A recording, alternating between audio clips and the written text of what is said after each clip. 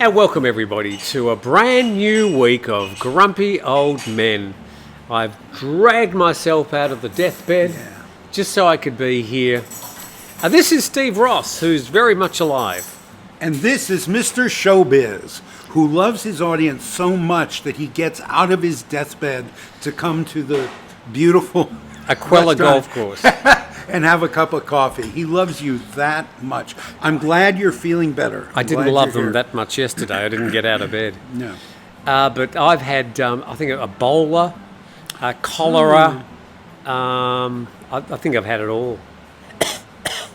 Thanks for that. I'm sure the joke was worth me being sick for a week. Oh, I had COVID. There you go. Yeah. That'll trigger a few of them. And now we will very shortly be talking about our shirts. Bada bing, bada boom, baby. As well as some others we have here, which are available because we got a sponsor and they're called Banyan Tide. Banyan Tide. Which is a great name. Mm-hmm. So we'll talk about Banyan Tide and the shirts a little bit later. So thanks to CK and Banyan Tide for sponsoring the program. Thank you very much, We got CK. these I am enjoying the shirt. beautiful shirts available for you. There's a link in the description, so you can go there. And I think you get a 10% discount Yeah. if you say Tim is handsome, Steve's ugly. I think that's the password or something. The code is Tim Newton. I think it is. Just Tim Newton, Just and you Tim get Newton. a 10%. In caps. Yeah, So you're all going to caps. yell like, Tim Newton? I will never know because I got free shirts, so I'll never have to go buy a shirt. But yeah, I think the code is just I know, Tim Newton, one word, all caps. We wear these for 10 weeks, then we've got to give them back. We have to give them back. Yes. Okay. Yeah. So don't sweat To or be anything. laundered. Yeah. Yes. So we'll tell you about that soon. They are bright, aren't they? Who's the shirts? The shirts, yes. The shirts are very bright. Yeah. Eye-catching. All sorts of different designs, including this traditional Thai cactus Yes, design. the cactus garden from Udon. Yeah, they're all made in Thailand, designed in Thailand. The fabric is made in Thailand. The construction, everything done in Thailand. They're a Thai They product. smell like pad Thai. And elephant dung. Yeah. There are shorts. You can actually do the whole ensemble, which I think is very popular among young people now, like a set. I don't think it's like pajamas. I don't think they're like, cotton shorts. I don't know about the shorts. We'll tell you about the shorts another day, but there are accompanying shorts. Yeah, there are people that get around in their, what looks like pajamas Yeah, to there are me. pajamas. I think so. Sure. Yeah, it's a trend. Well, Yeah. Thais have been doing it for years. You would often see parents taking the kids out. The kids At have 6 bathed and they're ready for bed and they're in their pajamas. Yeah, and they're out, running around the beach. Yes. or With the at the baby restaurant. powder. With the baby powder. Yes. But yeah, I've seen adults sort of wearing these. Yeah, we know you're here, Steve. We have Thanks. to start over now. I'm sorry. Take two and action. Oh, I'm enjoying that. Now, it is a bit surprising that we are here. Apart from my illness, somebody at one stage suggested that I might have been preparing for the rapture. And I don't want to mock those people who believed that they were going to be taken to heaven this week in a rapture. It's rather funny. Yeah. Yeah, try again next time, guys. Sorry. Yeah, if you sold your car in preparation, sorry, dude. You needed a new car anyway. Yeah. Yeah, it was a phenomenon this week, especially on TikTok. Yeah. For whatever reason. There were 320,000 posts. Not views, actual Not people comments. posting Yeah. that they were getting ready for the rapture, which was going to happen on either September the 23rd or the 24th. I suppose it depended on, I don't know, God's calendar or the international dateline or something, but they worked it out. It was going to be on one of those dates. Well, it got to the end of September the 24th, and there were a lot of very disappointed people that they were still... Can you imagine? I'm disappointed. The world is still here. Everyone I love is still alive. Yeah. Aw, darn it. Nah. So, and there was then, when you watched the sort of post non-rapture, how am I going to come back from this? There were a lot of course, deleted posts. And then there were other people who sort of said, well, it's going to be on these dates in the future. Yeah, there's a wonderful book called When Prophecy Fails. I forget the author's name. I had to read this in college, and I really, really loved the book. When Prophecy Fails.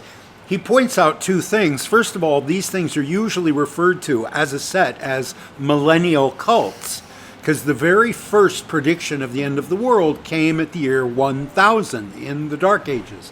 And many, many, many people in Europe, many, many flea-bitten peasants, prepared for the rapture or prepared for the end of days, because the year 1000 was somehow important in their theology.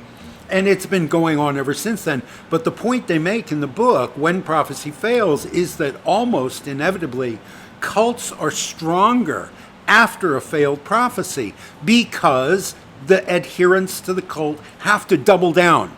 They have to come up with a reason why the world didn't end, and that reason now reinforces their faith. The book was written by three people. Oh, that's why I couldn't remember the name. Henry Riken, Leon Festinger, and Stanley Shatter. Schacchter. Which is the past tense of shat. Yes. Well, shat is the past tense, shatter the past pluperfect. And write that down. Greetings to the Shatter family. Yeah, I recommend the book. If you're interested in sociology, anthropology, religious studies, it's a really fascinating... It was written in the 50s or early 60s, and they follow a millennial cult, which has predicted the end times, and all these adherents are going to go to a mountaintop. They remove all the metal from their bodies, including all the zippers from their pants. So they're standing there on the top of the mountain, holding their pants up with their hands, waiting for the light to come down and take them away. Why are they standing on a mountain? Because whatever. Make it easier for God to... I guess. Yeah, God's got a very short reach. He's a Tyrannosaurus, so he's got a very short reach. But this was one God's of the requirements. Tyrannosaurus. Yes. Okay. Just clarifying that. A Tyrannosaurus, right? Because you got little short arms. You have to climb a mountain to be close to God, right? If Muhammad won't go to the mountain comes to Muhammad. So elevation is always a very potent physical symbol of enlightenment. So at any rate, yeah, I recommend that book. And these things now, with the internet, they come and go with the frequency of, I don't know, something brief. And they get circulated so much quicker. Yeah. And then they die just as quickly. It's this week's millennial cult obsession, and next week it'll be something else, and next week it'll be something else. But there were some very practical people who were posting. One who was making some great suggestions, like wear fresh underwear, because when it sort of falls off you as you are sort of raptured into the sky, you don't want people to sort of be looking at your three-day-old stained underwear. Because that's what I'm going to be thinking about when people around me start evaporating and leaving piles of clothing. Yes, I'm going to be thinking, ooh, skid marks. Ew. My mother used to. And he goes, my underwear are clean, and his are dirty, and he went to heaven and I didn't. Where's the justice in that, God? My mother always used to say, make sure you wear clean underwear, and I'd sort of think, well, maybe I could wear it a second day. And she'd say, oh, if you have an accident, I don't want the ambulance drivers to think that your mother was... Yeah, that you were raised wrong. Yeah. Is that what you're concerned about when I get run over, Mum? The ambulance? Yes, so, apparently. Turn it over to the Brain Trust. Do you know anyone who's been raptured? Yeah, share that experience. Somebody didn't turn up the next day. Mm-hmm. Yeah, I can't come to work today. I got raptured. Well, there were people who were posting saying that they asked for days off. Just in case. Yes. Yeah. And they were refused. Oh, well, sure. The employer said, no, you've got to come to work. It's not like winning a yacht race or something really important where you get a day off. No. And it's the end of time. One very, very practical wife whose husband was not a believer. Sure. And but she was very accommodating and very thoughtful, because she'd left a note saying that I've left 10 days of frozen food in the freezer for you. After that, you're on your own in the Mad Max hellscape of the apocalypse. You you don't have a frozen linguine anymore. One assumes after the rapture that probably the public utilities will fail within a few days, because it's going to be like that Marvel movie where Thanos snapped his fingers and half the living beings in the universe disappeared. Everything shuts down because the head of the power plant, the head of the waterworks has been raptured. And so he would have to eat that 10 days of food very quickly, because the electricity is going to go out and the freezer is not going to sort of the freeze end anymore. of times. That's the second part. But none of this was actually in the Bible. It was all apparently concocted in 1830, I think I read, the idea of the rapture. But the end of times, I think, is in the book of Revelations. It's the most... it's a horror story, that thing. The four horsemen of the apocalypse. Yeah. I tried to watch, because they are available on YouTube. There is a genre of movies, the Left Behind movies, starring Kirk Cameron, who was a teen star in the United States, who found Jesus and devoted the rest of his acting career to these movies that were rapture themed. Left Behind, and there's a whole franchise. It's like the Hunger Games or Harry Potter. The movies go through years and years and years after the rapture, and I've tried to watch them, and they're just so poorly made. I can't slog through Have them. faith, Steve. Have faith. That is necessary, I think, Yeah. to not only watch them, but enjoy them. And there are fans of these movies who have the posters in their bedroom, who have them on VHS and then bought them on DVD, and now they stream. Like any other movie franchise, there's going to be a cult following. And you would have to have faith in a higher power to sit there through these horribly made... I mean, like... The beginning, everybody is raptured, or half the people are raptured out of an airplane, including the pilot. And there's all these shots inside a set of an airplane, and they don't make any effort to make clouds going by the windows or anything. They're obviously sitting on a soundstage. Do they just vanish, or do Yes. they just vanish? They leave the piles of clothes. It's prop comedy. That is the striking visual image that gives you that kind of jump cut. Is now there was a lady sitting in this chair, and now there's just a pile of her clothing. And you can see her jewelry, so you know this is that lady, whatever. And there's piles of clothing in every other chair. And the people are simply gone. What if you have an artificial hip? Do you take the hip with you? I don't know. That might be explained in the third or fourth movie, but I never got that far. I mean, if you're going to be walking around heaven, you're going to be wanting a hip. Yeah, you would think, well, you've got wings, right? So maybe you don't. You flutter.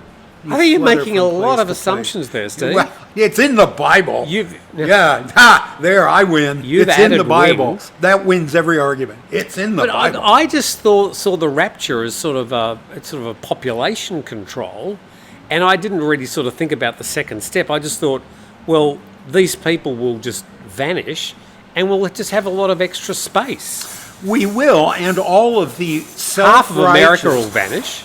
Well, that depends, because you have to be a true believer. Oh, true believer. You cannot just be some guy who uses the Bible to, throw rocks at people you don't like. So maybe not half of America. But interestingly, it would be all of the self-righteous, moralizing rule makers who disappear. So the people left, like us, would be the carefree, happy-go-lucky people who kind of get along and are chill. And it would be very interesting to see what society would be. So the Philippines would be empty. Well, Thailand, I think all but about 3% of them will be here. Well, perhaps. Malaysia, they'll all be there. Yes, Indonesia, they'll all be there. Yeah. Israel, they'll all be there. I think that... Yeah, sure. Right. And the thing is that, like you say, there's a whole lot more room and a whole lot more houses and a whole lot more cars and a whole lot more fossil fuels to drive those cars and a whole lot less carbon going into the atmosphere. It seems like being left behind would not be that bad a thing. Yeah. Yeah, sign me up for Left Behind. So there have been some other... stop that. It's the air conditioning plays with my hair. He's, It's a new conditioner. It's a new conditioner. I'm getting direct blowdown on my head. Yeah, it is chilly over here. There have It is chilly. been- Can I get a lap robe? We are actually after your assistance on this because do you recall other famous predictions that didn't happen? And sure. there was a great rapture of 2011. I think there's been a few in the past as well. Oh, many, many, many, many. Yeah, Yes. but apparently the one in 2011, instigated by Christian radio preacher Harold Camping. But that didn't happen. The famous one, Y2K. Right. Yeah. Y2K. We had just come back to America, and there was in '97 we came back to America, and there was email on Phuket up to then, but not really the internet. So I didn't experience the internet till 1997, and it was this whoa thing. And then Y2K happened a couple years later, and I couldn't believe how many people were taking this bullshit seriously. But the thing that really, because I'm a pedant and I'm detail oriented, so we don't start counting things with 0. We start counting things with 1. The first 10 years are year 1 through 10, not year 0 through 9. So having it on When you're born, you're 0. You're 0. And your first birthday, you've been alive 1 year. So it's not, if it is real, it's not going to happen on New Year's Eve 2000. That is the last year of the previous millennium. 2001 is the first year of the next millennium. So your millennium cult, your math, you're doing your math wrong. It's not going to happen in I 2000. think that's an interpretation. But anyway, Well, obviously, it was, somebody just wanted to... nothing happened at the start of Nothing 2001. happened either time. Except the either Space New Odyssey Year's. happened. Okay, I forgot what I was talking about. Y2K. They said that would happen. They predicted. Yes. My preacher predicted that would happen. There's a lot of Tithe, money and investment thrown into 10%. that. But I'm holy. Give me 10% of everything you have. another one was the Mayan calendar. Yeah. The world was Because they going to knew end. shit. Yeah. They didn't have the wheel, but they knew shit. Yeah, 2012. Those Mexicans, they're still causing you US chaps hassle. Oh, Mayans? Okay, I'm seeing the connections. Well, I don't know, man. They clean the pools. They do the gardening. And that's a terrible... I'm sorry. To my Mexican-American PhDs out there, I'm sorry that I'm equating manual labor with. But the fact is that, if we kick out all the immigrants, everybody in Hollywood's going to have a dirty swimming pool. That's just... the way it is. Oh, miss. Thank you, Da. I think I'm going to get one as well. Anyway. Why not? So, yeah, what predictions can you recall that didn't happen? And do you have people in your family that are sort of just obsessed over a prediction and made themselves unwelcome at the Christmas dinner? When I got married, there were people who said, "Oh, you guys make a great couple." Yeah, false predictions. False prophets. There was a Halley's Comet panic in 1910. But you're not aware of the Halley's Comet thing? Well, I know, no, because one of the characters in Big Bang Theory named his daughter Hallie because I think she was born in a Halley's Comet year, so he named her Hallie. I know Halley's Comet. There was, every TV show, there's an episode, I think, of The Time Tunnel that deals with Halley's Comet, and what else? What's the most famous of the comets? Yeah. If you're into comets, it would go in number 1 in your top 10. Descending order of popular comets. When Halley's The Comet cleanser, when it the passed car. close to Earth, newspapers reported its tail contained deadly cyanide gas. Ooh. I saw it in 1986 because it comes past every 76 years. It even comes past Australia. Yes, it came past Australia. Holy It's cow. like Santa Claus. Very democratic. Speaking of which, Santa Claus named one of his reindeer Comet. I will throw that out there among the popular comets. But it was all. I saw it a couple of times because I used to drive the same road out of Mornington towards the highway. There were no lights out to the highway in those days, and so in the dark of the road, I could turn the lights off in my car, and I could see it right there on the horizon as the sun was coming up. Very distinct, huge. thing. It's not there any longer. No. Don't go to look for it No. on that road. It's You'll not have there to any wait longer. till, what's 76 plus 86? A whole bunch. Yeah. It'll end in a 2. Neither of us are going to be Yeah. around. 76 plus 86 would be 56, 52, I haven't got a... Oh, I might. 152. The Great Moon Hoax of 1835. I don't recall this one. The moon's not real, man. The Cold Fusion Miracle in 1989. That didn't happen. The Coming Ice Age. This is an interesting one, and climate deniers will enjoy this one because the coming ice age didn't happen, and the arguments from scientists slowly morphed into, well, it's going to be a great heating, and we're sort of going to burn to death, and these days it's sort of morphed into just general climate change. But you can have a go at that one. Off you go. And number 8 was nuclear-powered vacuum cleaner. That sucks.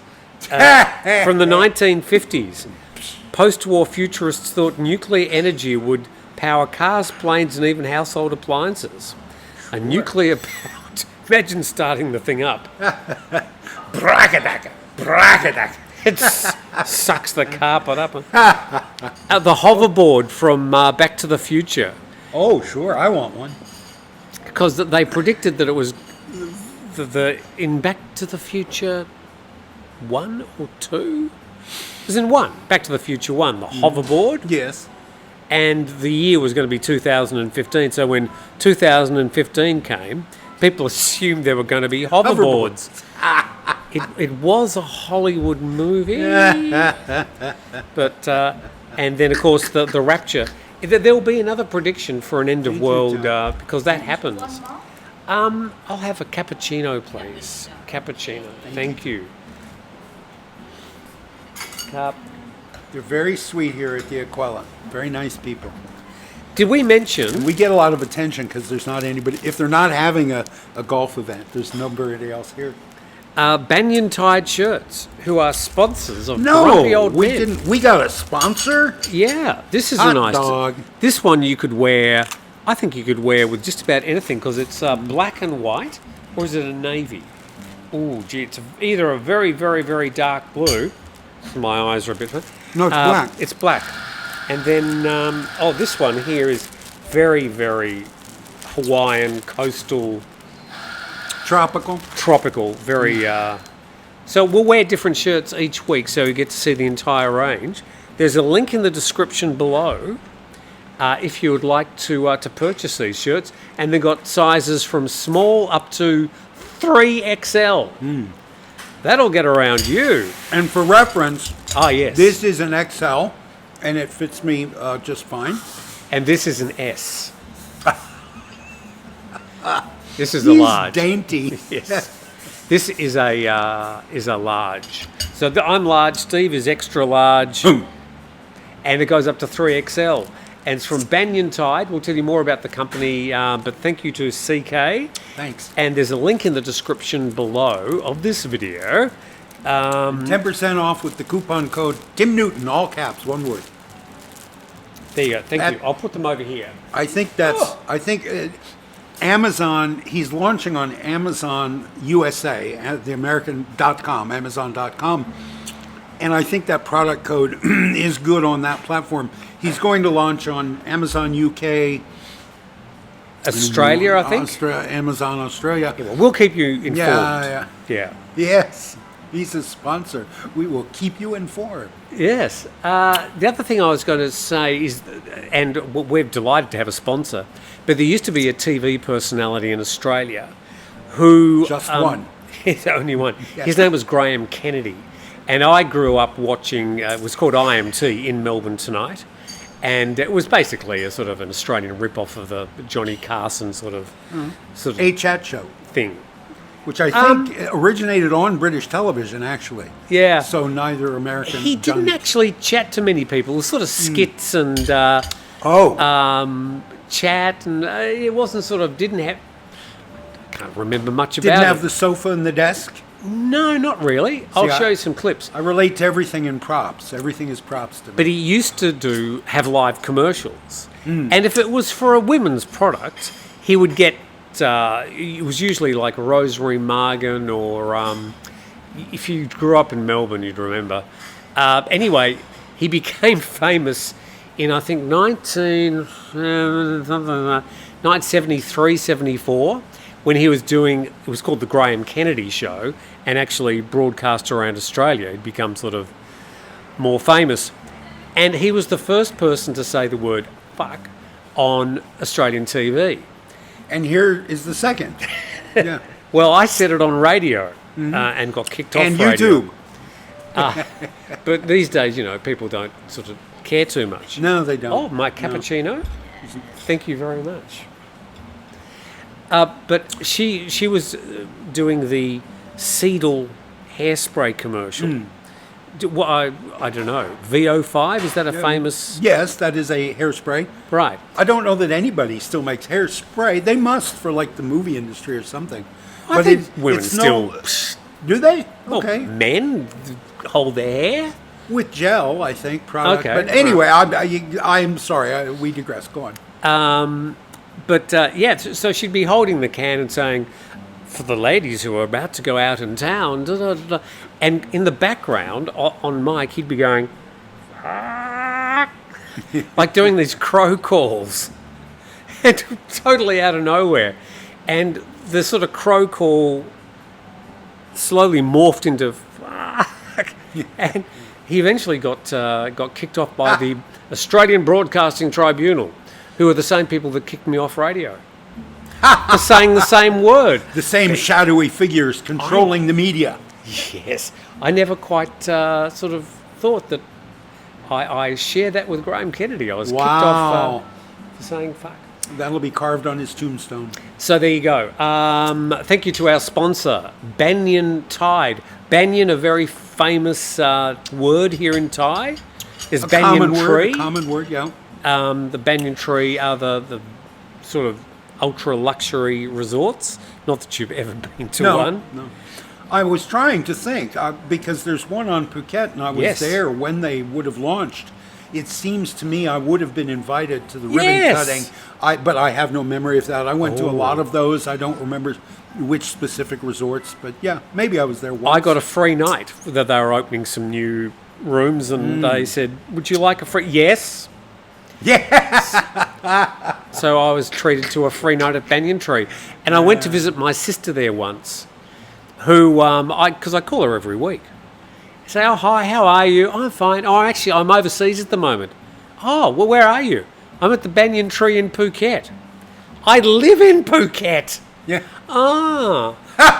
So I got in my car, drove 10 minutes, and saw my sister. And she was like, "Oh, what's it going on?" Oh, and I'm like, "You found me." "Why didn't you?" Yeah. Yeah, I would too. Can we go into Yes. this one? Okay. Sure. So this was sent to, just make sure there's nothing on there that shouldn't be there. There we go. Was sent to Tim Newton, TNT Media, Panga, Turtle Beach, Phuket. Yeah. A little shady geography going on there, but still it found you. It's the province of Phuket, okay? Yeah, it's the province of Panga. I think 82120 That gave it away. seems to get it to us. Yeah. So this gentleman is a fine cartoonist, but not Here, I'll particularly hold up good at this geography. one. You read the letter, I'll hold this up. Okay, so this is it's a long letter. This is the front. Yeah. And hello, Tim. I was watching your program the other day with your grumpy old friend. Yeah, my name is Steve, dude. Mike, Mitch, Marvin. And I enjoy all of your grumbles or something. So yes, it keeps on referring to me, but forgets. Tilt it down, Steve.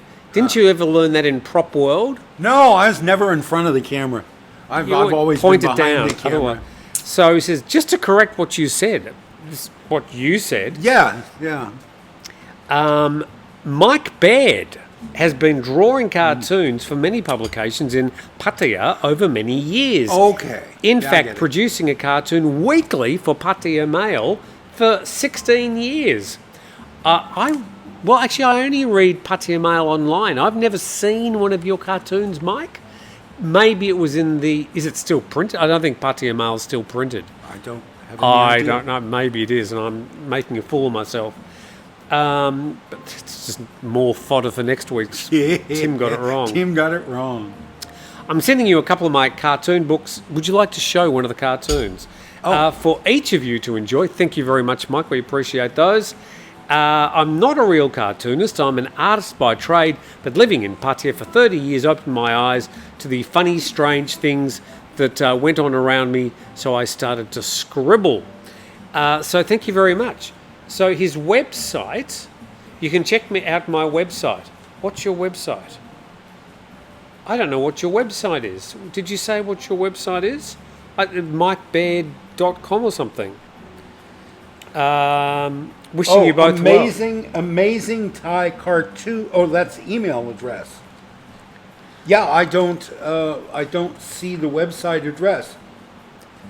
Anyway, Probably Google search for Mike Baird, Baird, and Patia cartoon. There you go. And this was in reference to, I had said that I thought Colin Cotterill's Man Farang cartoon was the only Farang conceived and executed cartoon about Thailand. And there's a Frenchman I think I named Stéphane, who draws cartoons. But so Mr. Baird is responding to correct me. This is Steve got it wrong. I can associate with that one. Chicken's feet. I can't do chicken's feet. Now, I would say he transliterates the character Rua as an L, Falang. And no, it's an R, Farang, Farang. It's a rolled R, like a Castilian R. It's not an L, it's not Falang, it's not Falang, it's not... Oh, cool. Yes, there's a whole bunch of got cards and postcards and business cards business and all cards. kinds of stuff. Thank you, Mike. Thank you, Mike, for all that. Very much appreciated. Mike has been coming to Thailand for the past 30 years, and Mike's hobby is people watching. Sounds a little bit creepy, doesn't it? Well, he is an artist by trade. Now, I'm not sure art is a trade. We could have a discussion about that. But, he's an artist, so he's got bold opinions. These cartoons are some of the observations he's made over the years. A lot of the cartoons seem far-fetched, but people who live here say true. So it's very focused on sort of Patia culture and that sort of Patia lifestyle. When you think Patia... That's It's in Mike's book. It's there, yeah. All right, how are we going? He's not subverting any of your expectations. I was just going to very quickly speak about Turtle Beach over the last week. We had some visitors. Oh, yes. We had John and Som. Some, orange. All the way from Hua Hin. And they shared with me, John's probably going to get a bit angry. Then don't. No, he said Hua Hin's a bit boring for him. He's, I think, 40 and Som's 15. No, she's about 35. I couldn't guess. I don't know. A very pretty lady. And they live in Hua Hin. And I could see that maybe Hua Hin might be, unless you're older, you might be craving something a bit more punchy. She wants to go to Phuket. Yes. And so I think he's looking for a compromise. And he much prefers the Andaman Sea beaches, don't we all, to the Gulf of Thailand beaches. Yes, that I agree with. I think anybody, we meet a fair number of people who come have coffee at my house and say, have an hour of conversation and say, Steve, you really make Turtle Beach look attractive on your videos. I'm burned out on Bangkok. I'm burned out on Phuket. I want to live someplace quiet with a beach. Can you help me find a house? And there are houses for rent all over this little beach. But I would recommend coming and spending a month first. Oh, I know where you could stay. Yes, you could stay in one of Tim's beach houses. Links in the description. Yes, link in the description. But I saw some Facebook friends and they posted, well, we've completed our first week in Bangkok and we're over the jet lag and we've signed the papers on our new condo. In the first week, In the first week, you sign papers. No, please, please don't sign ever, papers. no. Your first week anywhere, even if you've been in Thailand for 20 years and you think you're ready for a quiet beach destination, come for at least a month or two. Yeah. Don't come here and sign papers right away. Just don't. Relax, slow down, make sure, because I'll tell you what, you will be bored to death. If you don't have styrofoam turtles or 6 beach houses to take care of, you will be bored shitless. So, I was going to ask, if you weren't making turtles, what would you be doing with your day? I'd be making something else. I would be playing with this beach trash, doing something else. You know what? I enjoy the turtles, and I feel like I've hit my stride with the turtles. I figured out how to do the faces. I figured out how to make them. You have not figured out monsoon-proof. how to do the faces. No. Okay. Well, You're still battling I'm with the still faces. battling with the faces. True. Yeah, All yeah, right. yeah. I'll own that. But I feel like I've figured out a lot of the construction details. What I enjoyed doing when I first started playing with this is making what is called assemblage art, taking all kinds of different trash and making something striking and notable out of it. But Thai people, I was steered away from that because Thai people don't like to look at garbage, and my audience is all Thai people. But I would go back to that. I would like to make fish and turtles and things out of just flat out straightforward trash off the beach. Instead of collecting the cigarette lighters, making them pretty, putting them in rigid uniform regimentation on these items, I would love to just stick broken bottles and broken cans and gears and things on the street. Can I say Yes. that the town is starting to be a little saturated Okay. Noted. by Steve's turtles? Noted. But as long as people are still lining up and begging for these turtles, or mushrooms, I've done 2 mushrooms, not crocodiles. I learned my lesson. Nobody wants a crocodile. But I What's crocodile in Thai? Jorakay. Jorake. And it went outside a guy's venue, which was a card-playing venue. He had apparently paid the cops for a month of leeway to host card games, and all the men in the village congregated there, and then apparently all the wives in the village went to the police and said, no, we don't want our men spending their nights gambling on cards. And the police came after a month and said to him, all right, shut it down. And he did. But I had given him in that month a jorake, a crocodile. The cockfighting place is still open. The cockfighting place is still open. That's fine. That's owned by a cop. And the fish fighting, I think, the blackgat, the Siamese fighting fish, I think that is illegal What is as well. wrong with you people? Well, it's, bullfights. Bullfights happen in Spain. I saw a bullfight. Yeah. In 1966, I was 7 years old, and my parents thought it was a good idea to take me to a bullfight. So we visited England. We travelled there on the Castle Felice, a rusty old rust bucket ship. Went on a 6-week trip. Then we went to Spain and Portugal. I think we saw the bullfighting in Portugal, where they don't kill the bull, they only chase it and Bloody spear it and maim it. Yeah. That's okay, apparently. But I still used to see the slides my father was taking with his Voigtlander camera, and they'd say, oh, remember the bullfight, and show me all these slides, and I'd go, yeah, I sort of do remember. I don't really want to be reminded. I don't know what my parents were thinking. Well, it's interesting. There is a book, a very famous children's book. My friendly children's librarians out there in our audience will recognize this. It's called Ferdinand Marcos? the Something Bull. Ferdinand the Cowardly Bull, Ferdinand the Afraid Bull. Yes. And that book was inspired by the artist going to his first bullfight, being just aghast at what he was seeing. So he started looking at the crowd rather than the bullfight, and he saw a little boy in the crowd who was obviously traumatized.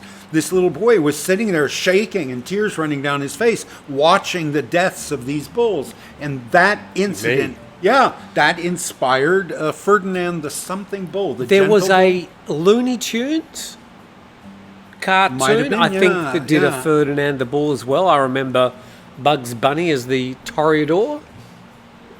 I'm All right. 2 coffees down. We ready for Norell's notebook? Let's go into Norell's. What were we actually talking about there? We started off talking about John and Som, and then we ended up talking up. Yes, and John and Som. Did you pay for your White Lab sponsorship? Did you hold the logo up long enough? I did. Thank you, White Labs. Oh my God, this batch of brownies is very popular among the other old men in Thailand. Not this one, but the other old men who have time on their hands and wish to explore alternate dimensions. You do realize enjoying the baking this products. body is virginal. I do. You have. Yes. I've never had a cigarette. Never had a drink of alcohol. Never had a drink of alcohol. No mushrooms. No LSD. No. Well, I took enough for both of us. No, sorry. At boarding school, we used to go down to the creek and have, we'd take a loaf of bread, a jar of jam, and there were mushrooms growing in that creek. Woo! And I did have a few. Well, but did they make you hallucinate? Yes, they did. I'll be damned. But we had no idea what they were. Oh, these make you feel good. They could have, killed me, but... Yeah, they could have, yeah. We all sort of knew about these mushrooms in the creek, but there was no, internet that we could check on the type of mushroom. They just make you feel good. Yeah, okay. So I did try a few of those. And you had them with jam and bread? Yeah. That's it. Oh, all right. Yeah, because... What's with tea and jam or jam and bread? It's a song. Do a deer. Whenever I feel afraid, I hold my head erect. It's from... Whistle a Happy Tune. Whistle King a and Happy I. Tune. King and I, right. Yes, at any rate... We always end up talking about musicals. One way or the other. There's no business like show business. It's good coffee, too. All right, I'll just start at the top here in no specific order. No, there's one I want to start with to make sure I get it in. I feel like we're rambling. Where are we on? Where are we? 41 minutes. No, I'm going to get this in. Clint Capehart, a viewer, found my email. We talked last week about this ridiculous documentary, The Dark Side of Thailand. We had some fun with it. That's all you can do with it. You can't take it seriously. It's just a silly, dumb filler on some secondary BBC channel. But the girl was easy to look at, so we talked about it. It got a lot of attention. Clint Capehart sent me, and I wish I could share the link, but it's not. It's maybe I can. I don't know. It's I think to a Google Drive file. But anyway, it's a 90-minute British documentary produced in 1991 called A Good Woman of Bangkok. And it's fascinating. It's really fascinating. It's the exact same thing as it's a fake documentary about the commercial sex industry in Bangkok. But this told from the point of view, or shot from the point of view, of a documentary filmmaker who's screwing his subject. He's paying this woman for sex, and then he's paying her to talk about her life in his movie. It's a mockumentary or a... It's not intentionally a mockumentary. He's setting out to make, I think, a real documentary, but he doesn't know the rules of documentary filmmaking. He's got film of a little girl. He's talking about farmers up country selling their very young daughters into the industry, and he's got video of 2 Farang adult males walking a little 10-year-old Thai girl off an elevator in a hotel, and then the doors close, and that's all you see. Now he's trying to sell this as if he has actually filmed 2 pedophiles escorting a victim into a hotel room. There's no way he could have actually done that. This is a set-up scene. 2 friends of his, one of whom has a daughter, and can I just shoot you stepping off the elevator? So there's a lot of cheating going on, just screwing your subject. Being literally in bed with the person you're profiling is shady. That's not documentary filmmaking. Well, what often happens in Patia and human trafficking, young people, are sort of 2 slightly different topics. They're both about exploitation. But do you finish what you were going to say about that? I just wanted to make a final comment about Dark Side of Thailand. Well, I have a lot more to say about this. Okay. No. I'll just go and do the dishes. The little girl is just one 5-second clip in a 90-minute thing. But there's also, you were talking about saying the F word on Aussie TV or radio. He's taken his cameras into a go-go bar in Bangkok, and there's full frontal nudity. These girls are dancing buck naked. He's got the ping pong ball shows that. He's got girls pulling razor blades out of their nethers, shows that. This was all broadcast. There's even somebody who's into old commercials has posted 8 commercials, a commercial break from this show, 4 solid minutes of commercials. And I'm sitting there thinking, this was an age when you couldn't click skip on an ad. We complain about a single ad on a YouTube video. Back in 1991, you had to sit through 4 minutes of ads to get back into the bar to see the full frontal nudity and the goldfish. And I thought, wow, we were much more patient with the advertising industry in 91. But my point is, if you can find this, it's online somewhere. It's not on YouTube. But it's called A Good Woman of Bangkok. It's Aussie from 91. And it is exactly the same thing that people are getting up in arms about, or were last week, when it was the millennial cult of last week, about this British documentary. They do these things all the time. And you can get enraged about it. You can boycott the BBC, boycott Disney all you want. Get over it. They're just going to keep doing it because people watch. My thoughts about the dark side of Thailand is there was, in amongst all the sort of froth, there was an important point to be made.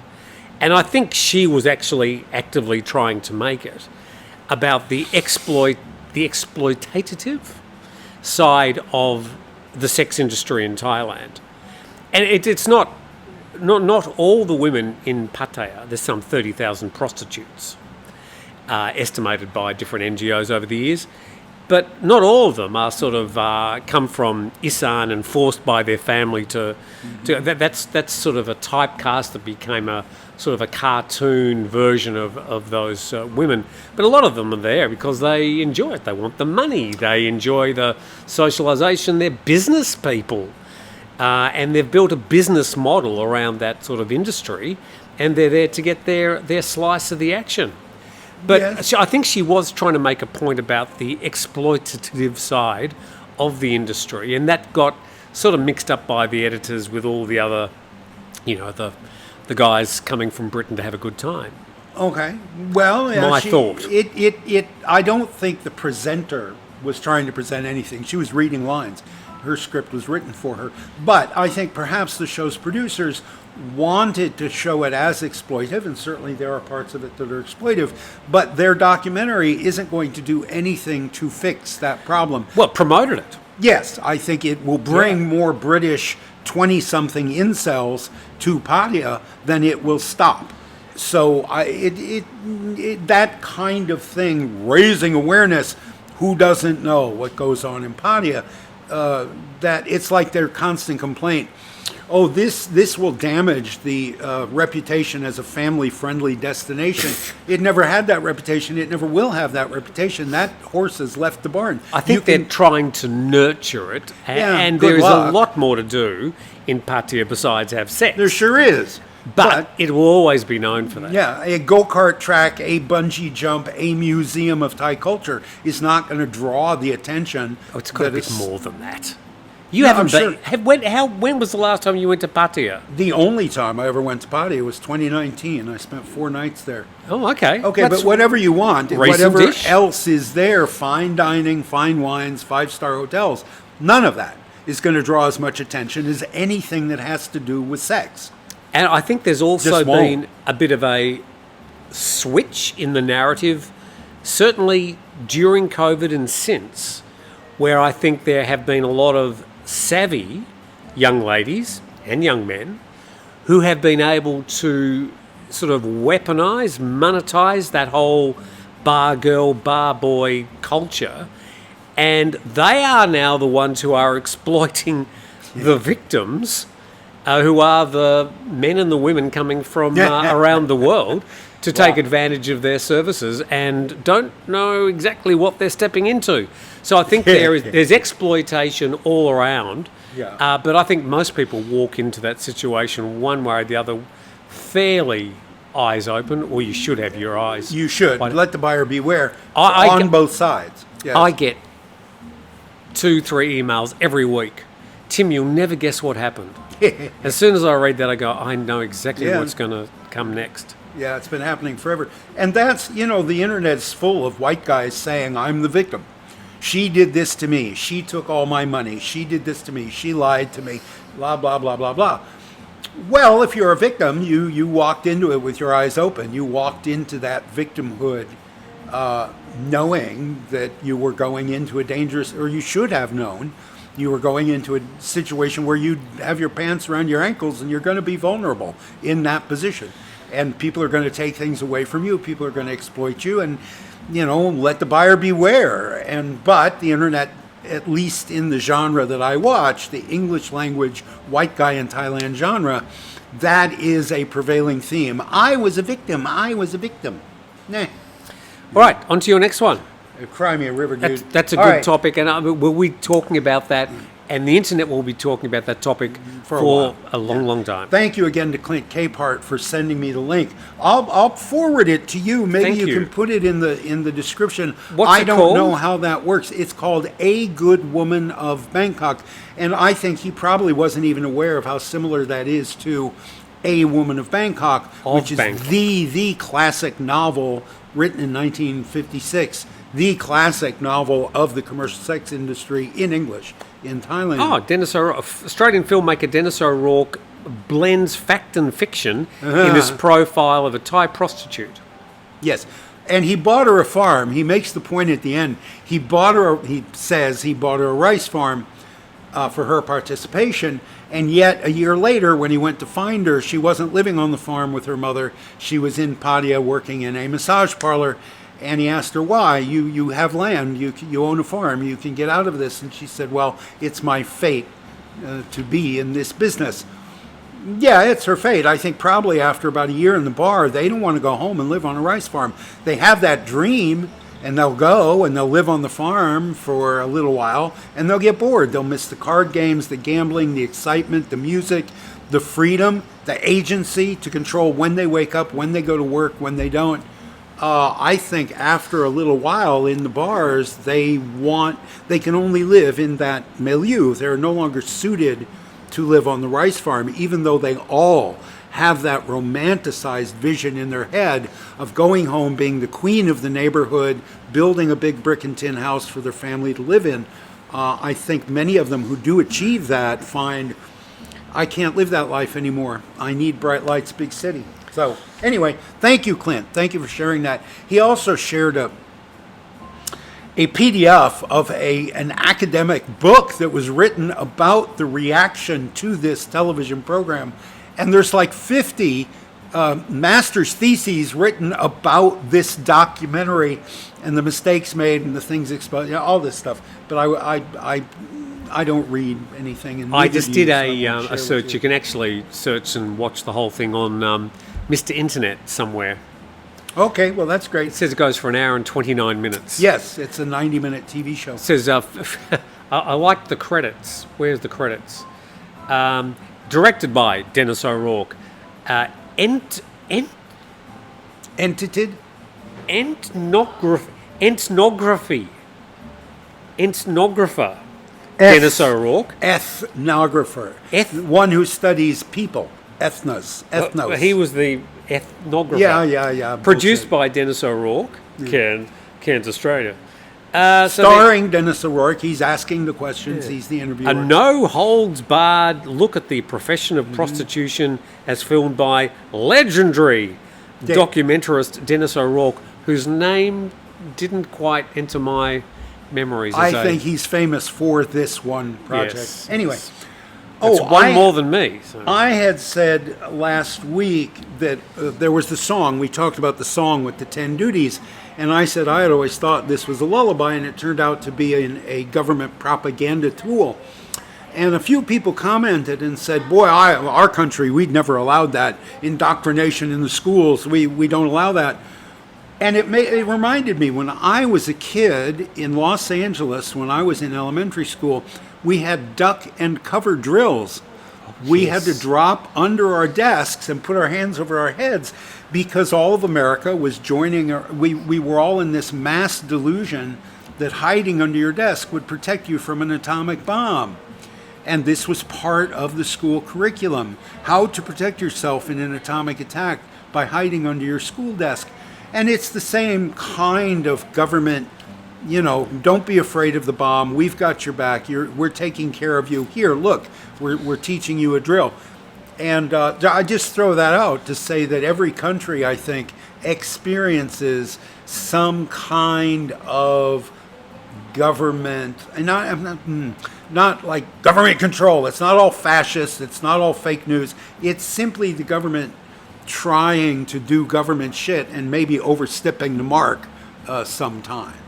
Well, I mean, to a large extent, when people say, "Oh, the government's controlling us," I mean, so somebody's got to drive the bus. Yeah. Somebody's got to empty the rubbish bin. Somebody's got to make sure the street lights work. Enforce the laws. Yeah, I mean, otherwise you just have anarchy. Yeah, we live in a society of laws, and that means somebody's got to be the bad guy and enforce the laws. And that you have to be vigilant, you have to protest when they overstep the line, and you have to recognize when I was a kid, they were trying to indoctrinate me not to be afraid of nuclear war.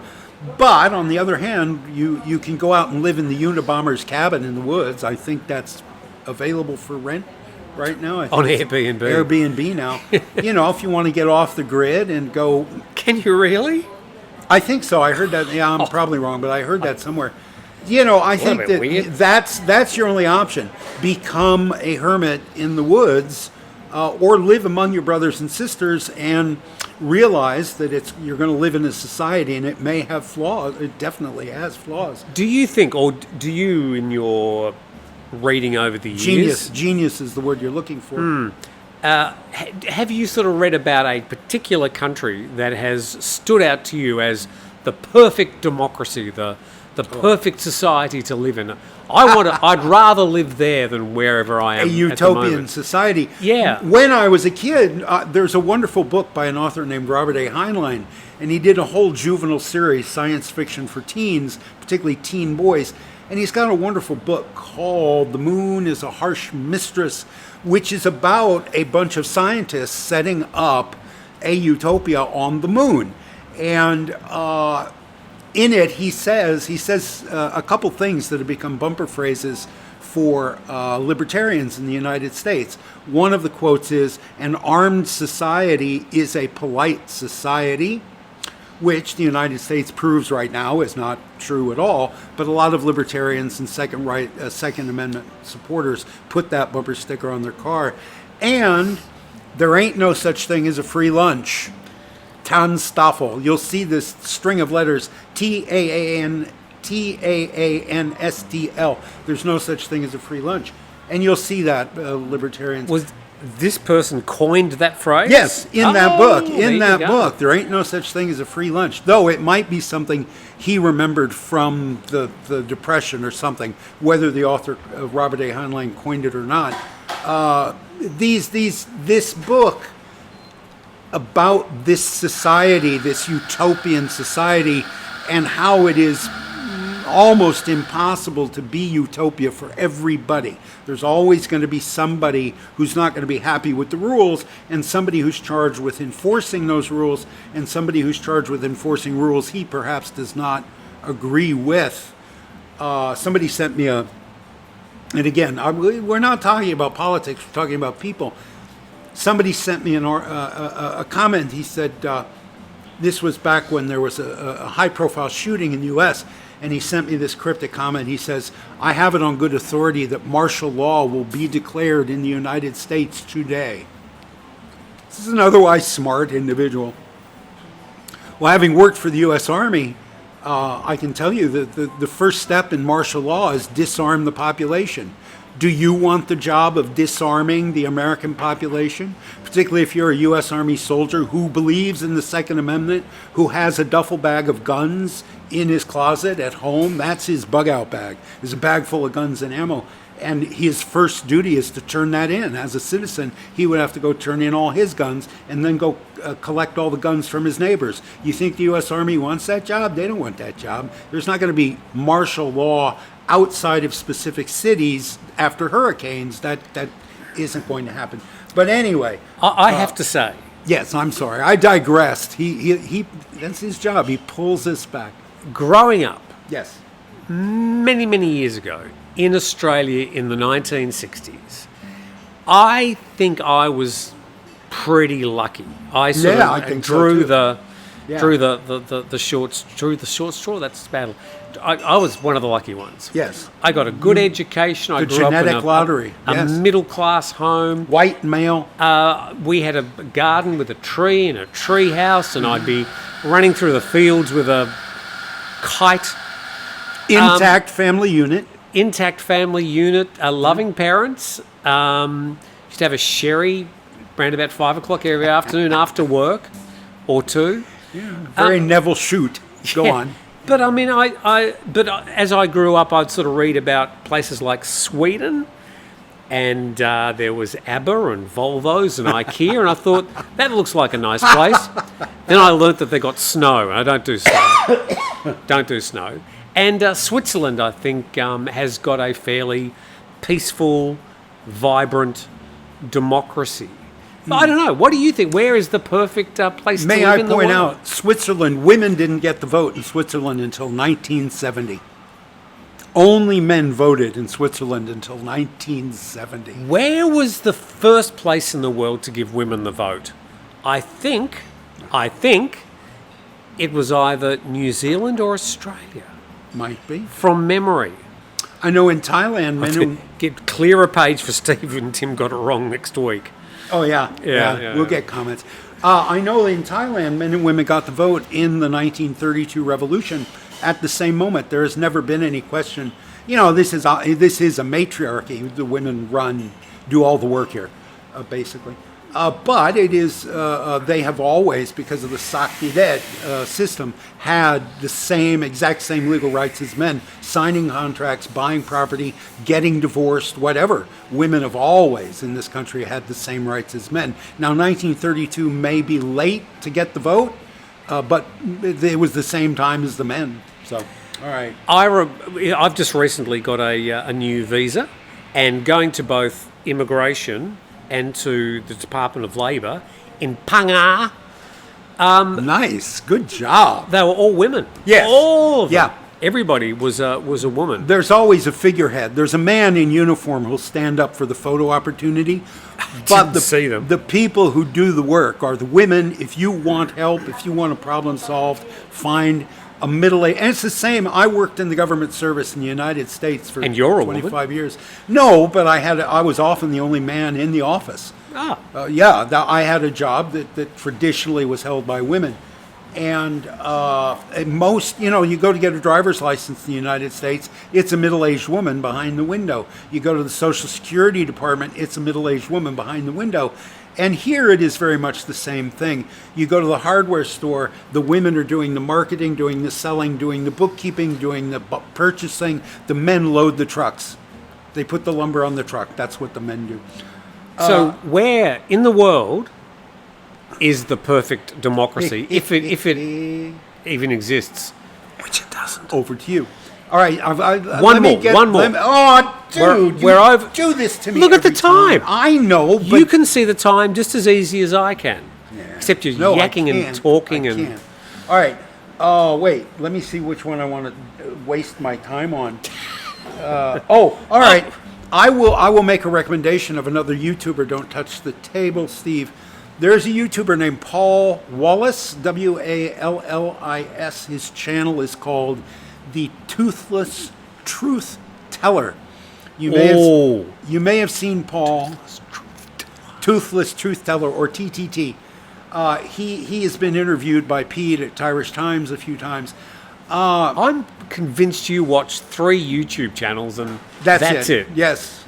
Right. Well, I'll watch the first 2 minutes, 3 minutes of a lot of stuff, but to watch all the way through. Now, Paul has just launched a channel in the last month or two, and he's just moved up north. He's retired. He's in his 70s, and he and his wife have bought some land and built a house back up in the village. So he's done this interview. His latest video, it dropped 2-3 days ago. He's done this interview with this 74-year-old Thai woman in his village. The two of them are sitting in Paul's living room on the floor, cross-legged, speaking in Thai. Paul is fluent in Thai. She is relating to him as a peer, as an equal, because he's old, and they joke about they're both toothless. And she's talking about her childhood, what it was like to grow up here. Paul is asking intelligent, insightful questions in very clear Thai. He's also got subtitles so you can see what's being said. It's a single hour-long take. There's no cuts. In fact, Sounds like our show. you see a dog take a shit in this video because Paul doesn't cut it out. Dog walks into frame, takes a dump, walks out. Paul walks over while the woman's speaking with a paper towel. He cleans it up, and he goes back and sits back down. Doesn't say a word. Neither of them mentioned the fact the dog just took a crap. But it's beautiful. It's raw. It's natural. And Paul is very good at this. And, I watched Irish Times because Pete is very good at interviewing people. And Paul seems to be very good at interviewing Thai people, and he puts them absolutely at ease. So I would encourage Paul to keep doing these interviews. But it's in Thai. It's in Thai with subtitles. It's fairly well subtitled in English. But there's nothing like it. There's no other white guy interviewing village people in Thai. There are white guys doing YouTube who can speak Thai, but they're not doing hour-long, single-take, bare-bones interviews with salt-of-the-earth village people. And I think in his little village up there... Oh, the village people. Right, yeah, he's interviewing the cowboy this week. Right. He'll be the construction worker next week. I interviewed Felipe Rose from the village people. Out of all the people I've interviewed over the years, yes, as we digress, you can finish your story. No, I want to hear about Felipe. Oh. Which one was he? He was the Indian. Oh. Okay.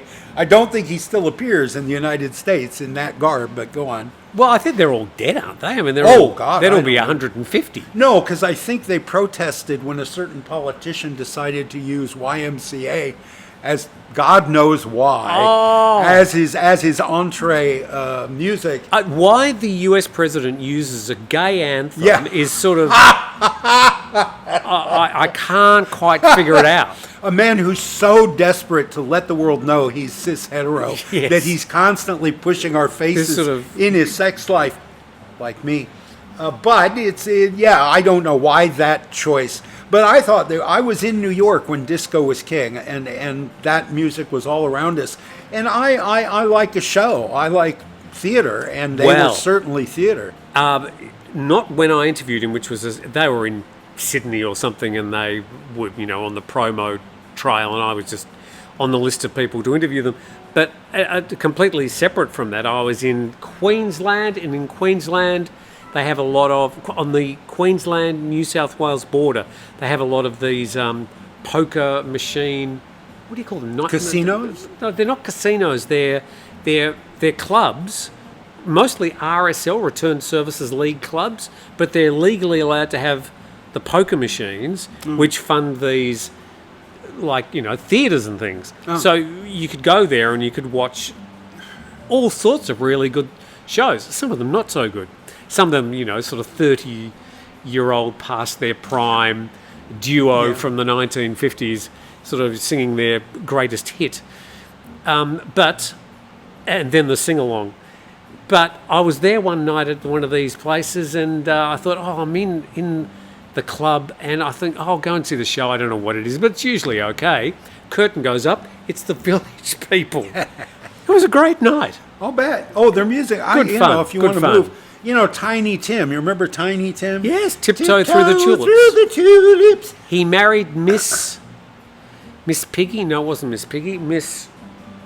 Oh. Go on. Yeah, anyway, he Tiny died on stage at one of those shows. Oh, no. Yeah, he continued doing that character, Tiny Tim, well into his 70s, and he was doing some women's luncheon in Minnesota. There Miss were like Vicky. Miss Vicky. There were like 50 middle-aged women at a bruncheon in a Holiday Inn in the middle of the afternoon, and he was the entertainment in his 70s.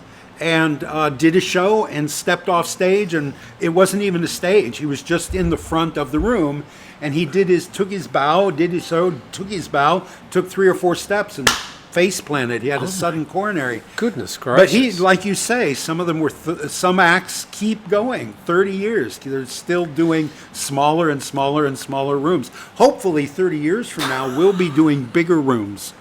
Well, this is a big room. It's a lovely There's room. nobody in it, I but- love the Aquila. I've never hit a golf ball in my life, but I love the food here. I love the I have been lucky to go to Las Vegas a couple of times. And I've Define seen lucky. Neil Sedaka. Ooh. I've seen Phyllis Diller. I've seen Peter Allen, who was a Australian but a big act for a couple of we years. don't hold that against him. He was married to Liza Minnelli. Everybody was married to Liza. I was married to Liza for 15 Well, minutes. one of her 6 gay husbands. But Oops, wrong again. yes, Better luck next time, Liza. but there is a show on in Las Vegas, and I'm no big fan of Backstreet Boys. I'm aware of their music and their sort of their pop songs, but they're doing a show at the moment, a thing called The Sphere. Oh, in Vegas, right? Yeah. And it's this Yeah. huge Yeah. sphere, which is all one screen. And it's just all these projections, and they're like, there are people videoing it. They put their camera onto wide to try and capture the scope of the thing. But you're sitting there in the audience, and your whole vision is filled up with whatever's projected on the screen. They did a special version, Immersive. very, very immersive and realistic. And the Backstreet Boys are like, this big down in the corner, but they sort of project all these, things out of their video clips. But they did a version of The Wizard of Oz.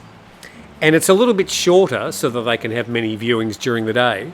But they've sort of got this, and they've AI'd the rest. So they've got Dorothy and the Yellow Brick Road, but they've sort of done the rest of the forest.